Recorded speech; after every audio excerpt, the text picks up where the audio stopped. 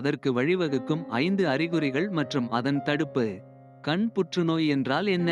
கண் புற்றுநோய் என்பது கண்களில் அல்லது அதைச் சுற்றியுள்ள ஆரோக்கியமான செல்கள் கட்டுப்பாடில்லாமல் வளர்ந்து கட்டியை உருவாக்கும் ஒரு நிலை. தீங்கட்டதாக இருந்தால் அது பரவாமல் வளரும். அதே நேரத்தில் வீரியம் மிக்க கட்டிகள் வளர்ந்து உடலின் பல்வேறு பகுதிகளுக்கும் பரவக்கூடும்.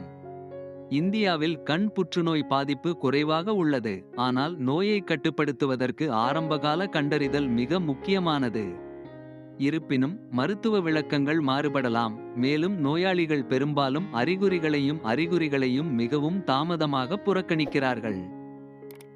கண் புற்றுநோயின் பொதுவான அறிகுறிகள்.